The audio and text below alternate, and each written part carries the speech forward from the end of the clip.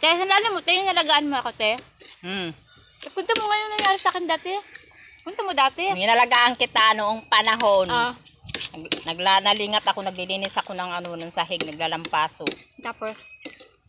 Ay, umiikot ka doon sa may hagdanan. Parang gumanan ako. O, nalaglag ka. Tapos? Grabing takot ko, di ko malaman ang gagawin ko. Sobrang takot. Tagal na yan. Nabul-habol ako ni Papa ng pamalo. Seryoso? Hinabol ako ni Papa ng pamalo kaya gusto niya akong anuhin.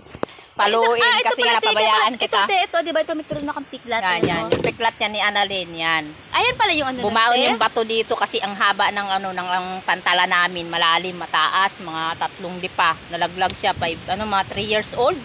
Wala, grabe naman. Parang pakarpat. Nakita ko yung... ka kasi ang kulit-kulit mo Pati noon. sa picture ni Mama, parang ang bait-bait ko doon. Sa kaganon pa ako noon. Siyempre, sa picture lang yun. Ang bait-bait ko doon. Pero yung totoong buhay, grabing kulit mo noon.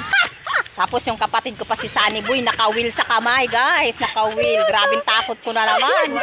Kung kani-kanina ako nagalapit ng ng tulong doon sa kabatuhan, no, nabubuhay pa si Ninong Siling. Natandaan ko si Lole. Yung sa kabatuhan niya, di ba? Oo. Ano, tatandaan ko yun, te.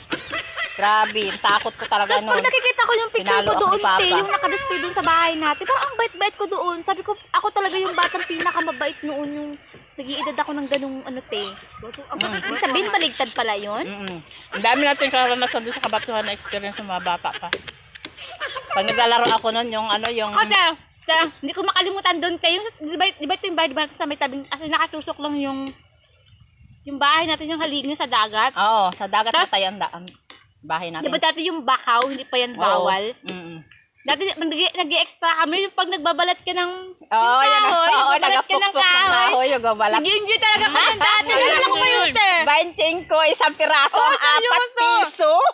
Di ba, te? Nalala ko talaga yun. Tapos kakadami namin nabalatan yun ni shoutout si Doc Eds de Los Santos, si Inday. Doon pa yun siya, yung Oo, na yun. kasama ko yun hanggang sa Talaga?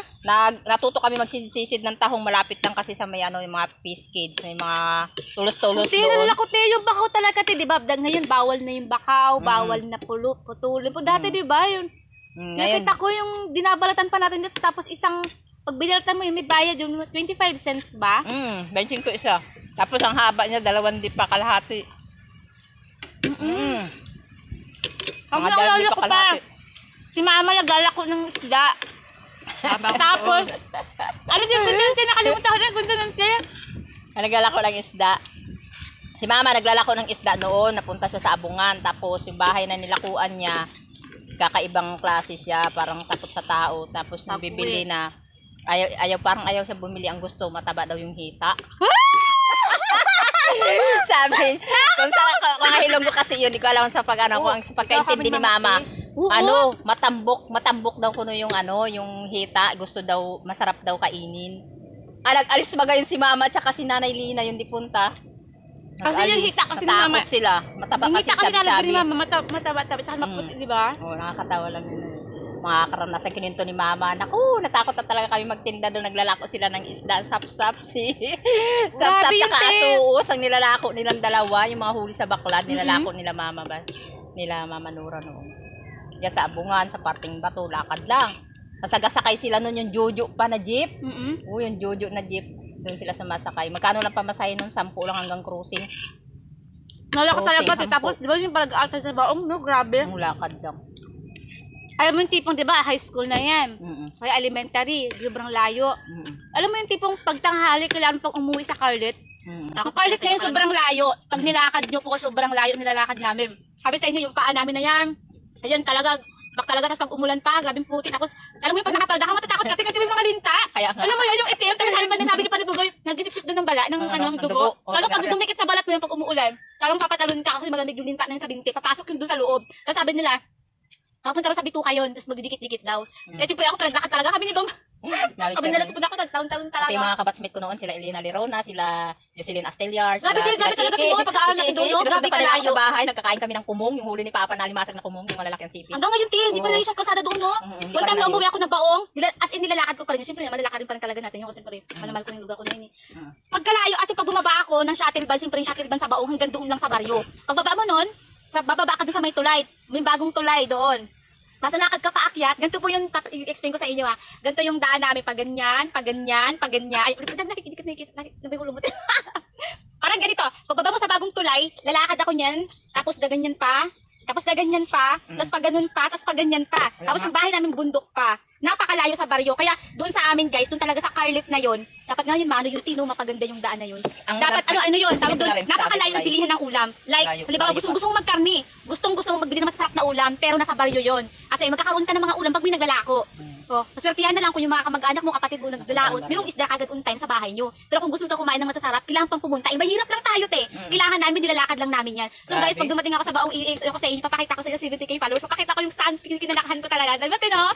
Grabe. Super talaga yung lakad mo talaga doon. Alam mo yung pag-school ka, kaya ako naano ko yung mga pamangkin ko pag umaaral doon. Naalala ko, te, tapos pag sobrang layo natin ng bahay, tapos pag uwi mo pa ng bahay, walang kaulang-ulam. Sinonoy, sinakot kami, nanood kami ng sini, kay Lolo Henry. Ayun dati, naalala ko dati. Kay Lolo Henry, si Lolo Henry, siya lang yung may sinihan sa buong baryo ng Baong. Yun, siya lang yung may sinihan noon, naalala ko. Tapos, naalala ko tayo, yung parang inadyat ako ng parang 10 years old. Diba, dilim-dilim yung doon, madilim doon sila na yung